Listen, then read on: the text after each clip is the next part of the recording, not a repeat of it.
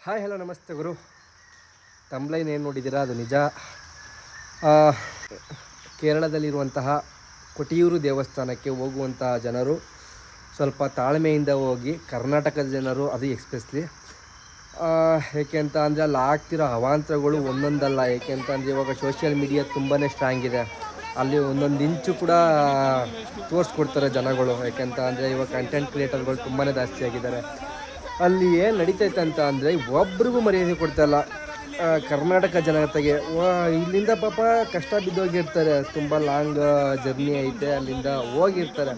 ಅಲ್ಲಿ ಹೋದ್ಮೇಲೆ ಒಂಥರ ಸ್ಪೆಷಾಲಿಟಿ ತುಂಬ ಚೆನ್ನಾಗಿರಬೇಕು. ಅದು ಬಿಟ್ಟು ಏನು ಇಲ್ದೇ ನೂಕೋದಾಗಲಿ ಈಗ ಮತ್ತು ಮರ್ಯಾದೆ ಕೊಡ್ದೇ ಮಾತಾಡೋದಾಗಲಿ ತುಂಬಾ ನಡೀತಾ ಇದೆ. ಅಲ್ಲಿ ಹೊಡಿಲಿಕ್ಕೆ ಬರ್ತಾರಂತೆ ಕರ್ಮ ಗುರು. ತುಂಬ ನೋಡ್ರಿ, ನಮ್ಮ ಕಾಸುಗಳನ್ನ ಖರ್ಚು ಮಾಡಿಕೊಂಡು ಅದು ಬೇರೆ ಸ್ಟೇಟ್ಗೆ ಹೋಗಿ ಅಲ್ಲಿ ಮರ್ಯಾದೆ ಕಳಿಸ್ಕೊಬರೋ ಅಂಥದ್ದು ಇದೆ ಅನಿಸುತ್ತೆ.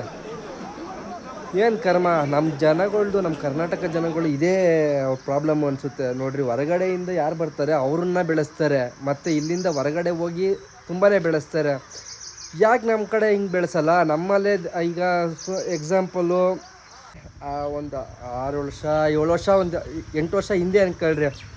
8 ವರ್ಷ ಹಿಂದೆ ಈ ನಂಜನಗೂಡು ಮತ್ತು ಶ್ರೀರಂಗಪಟ್ಟಣ ಮತ್ತು ಮಹದೇಶ್ವರನ ಬೆಟ್ಟ, ಈಗ ಮಹದೇಶ್ವರ ಬೆಟ್ಟ ನಡೀತೈತೆ ಒಂದು ಲೆಕ್ಕಾಚಾರದಲ್ಲಿ.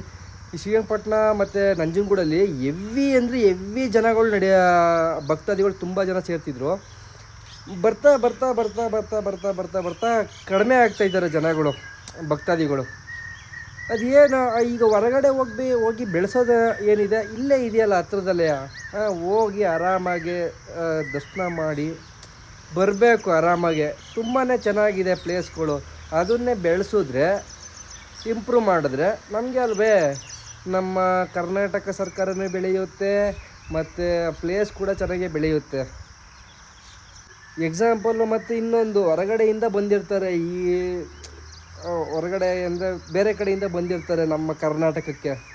ಅವ್ರಿಗೆ ತುಂಬ ಕೇರ್ ಮಾಡಿ, ಅವ್ರನ್ನ ಅಪ್ ಮಾಡಿ, ಅವ್ರನ್ನ ಬೆಳೆಸಿ, ನಮ್ಮ ಕರ್ನಾಟಕದ್ದು ಜನಗಳು ಇಷ್ಟೇ ಮಾಡೋದು.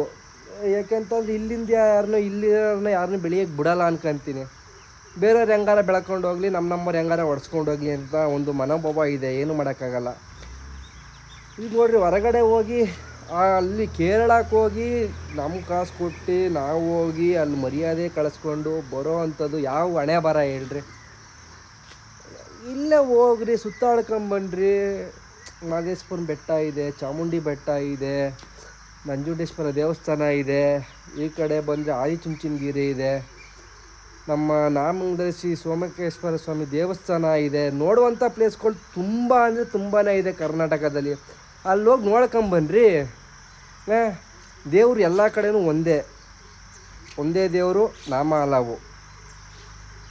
ಹೋಗಿ ಸುತ್ತಾಡ್ಕೊಂಬನ್ರಿ. ಬಟ್ ಅಲ್ಲೋಗಿ ನುಗ್ಗಾಡ್ಕೊಂಡು ಮರ್ಯಾದೆ ಕಳಿಸ್ಕೊಂಡು ಏಟ್ಗಳು ಮಾಡ್ಕೊಂಡು ಮೈಕೈ ನೋವು ಮಾಡ್ಕೊಂಡು ಬರೋ ಅಂಥದ್ದು ಏನಿದೆ ಹೇಳ್ರಿ.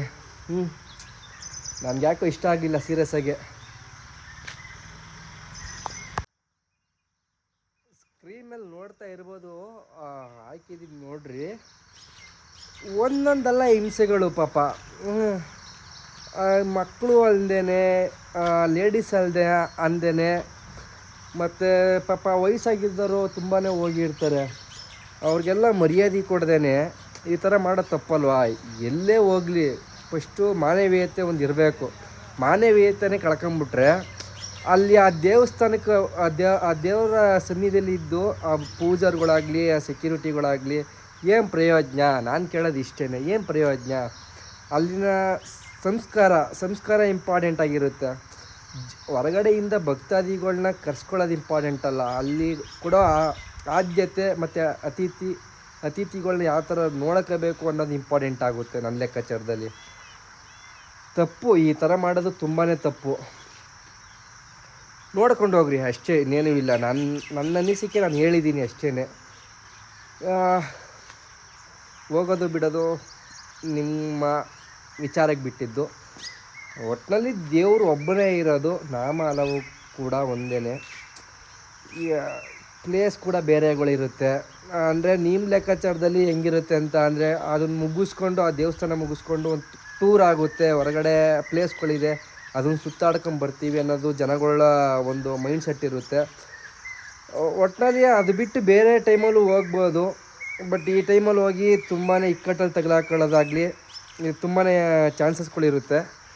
ನೋಡಿಕೊಂಡು ಹೋಗ್ರಿ ಮತ್ತು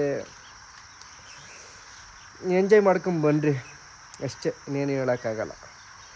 ಓಕೆ ಫ್ರೆಂಡ್ಸ್, ಈ ವಿಡಿಯೋನ ಇಲ್ಲಿಗೆ ಎಂಡ್ ಮಾಡ್ತಾಯಿದ್ದೀನಿ. ವಿಡಿಯೋ ಇಷ್ಟ ಆದರೆ ಲೈಕ್ ಮಾಡಿರಿ, ಶೇರ್ ಮಾಡಿರಿ, ಕಮೆಂಟ್ ಮಾಡಿರಿ, ಪ್ಲೀಸ್ ಸಬ್ಸ್ಕ್ರೈಬ್ ಮಾಡ್ಕೊಳ್ರಿ. ಯಾರ್ಯಾರು ಈ ಕೊಟ್ಟಿಯೂರು ದೇವಸ್ಥಾನಕ್ಕೆ ಹೋಗಿದ್ರಿ ವಿಡಿಯೋ ನೋಡ್ತಾ ಇದ್ದೀರಾ ಅಂದ್ಕೊಂಡಿದ್ರೆ ನೋಡ್ತಾ ಇದ್ದರೆ ಆ ಪ್ಲೇಸಲ್ಲಿ ಏನೇನಿತ್ತು ಮತ್ತು ಅಲ್ಲಿ ನಿಮ್ಮ ಅನುಭವ ಹೇಗಿತ್ತು ಅಂತ ಒಂದು ಕಮೆಂಟ್ ಹಾಕ್ರಿ, ನೋಡೋಣ ಹೆಂಗೆ ಇರುತ್ತೆ ಅಂತ ನೋಡ್ತೀನಿ. ನಾನು ಕಮೆಂಟ್ಗಳಿಗೆ ರಿಪ್ಲೈ ಕೊಡೋಕ್ಕೆ ಟ್ರೈ ಮಾಡ್ತಾಯಿದ್ದೀನಿ. ಓಕೆ ಫ್ರೆಂಡ್ಸ್, ಬಾಯ್.